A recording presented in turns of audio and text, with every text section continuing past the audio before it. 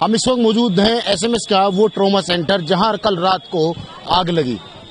आग लगने के बाद में मौके पे पुलिस के आला अधिकारी और कई प्रशासन जो अधिकारी थे वो मौके पे मौजूद थे, जिन्होंने अपने प्रयासों से लगातार इस मौके पे जो व्यवस्था बना के रखी, जो पुलिस ने जो भूमिका निभाई। वहीं बात करें थाने की तो थाना जो यहाँ का जो थाना था उसके एक कांस्टेबल ने जो लगातार जो प्रयास करके सराहनीय काम जो किया वो अपने हाथों से मरीजों को बाहर लेकर आए। अभी आपको मैं दिखाना चाहूंगा, ये पुलिस के आला अधिकारी हैं, ये ट्रॉमा सेंटर का मेन गेट है। जो लगातार जो प्रयास हैं जो पुलिस ने जो अपनी भूमिका निभाई है, पर सवाल एक उठता है, आखिर चिकित्सा मंत्री राजस्थान के है कहाँ? कल रात का हादसा है, चिकित्सा मंत्री अभी तक लापता है, अभी तक जबकि ये जिम्मेदारी चिकित्सा मंत्री की है।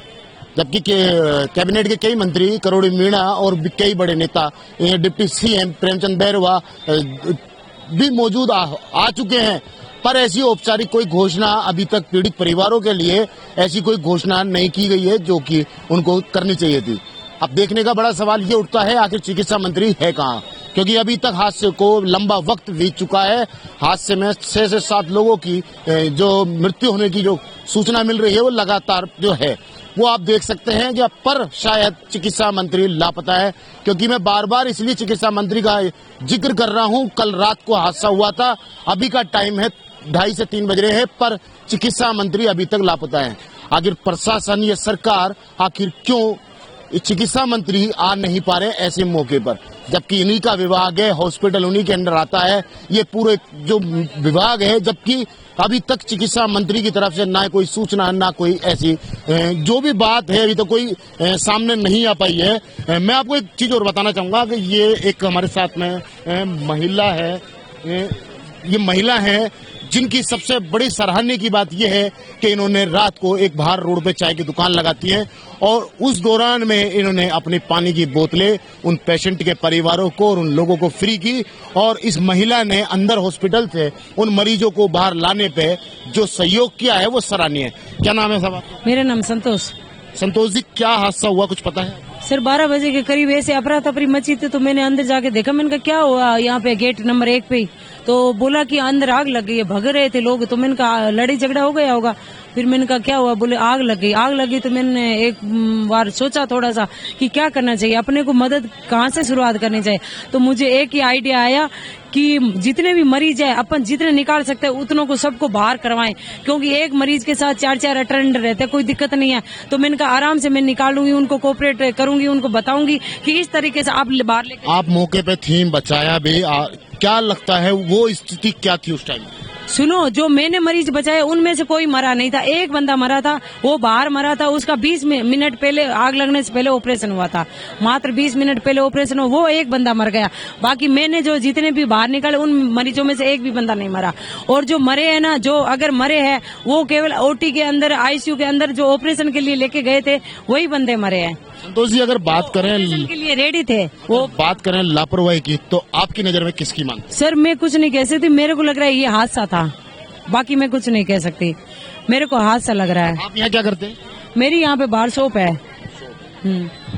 ये वो महिला है, नाम संतोष है, जो कि इसी एसएमएस के पास में एक चाय की दुकान लगाती है, जो लगातार इस मामले को सुनने के बाद में जो कंबल की चाय की दुकान नहीं है, अपने चटाई तकिया कंबल रेडीमेड की दुकान है। अच्छा, जो मरीजों के आइटम है सारे अपने पास। क्या जो महिला ये काम करती है, पर जो रात को इन्होंने जो भूमिका निभाई बचाव कार्य में वो सराहनीय है। हमारा चैनल इनको जो भी है कि क्या बताइए सर। ऐसे है, बाद में मैंने सारे मरीजों को बाहर कराने के बाद कम से कम 70 मरीज होंगे, सबको बाहर कराने के बाद में मुझे ख्याल आया कि अब क्या करना चाहिए।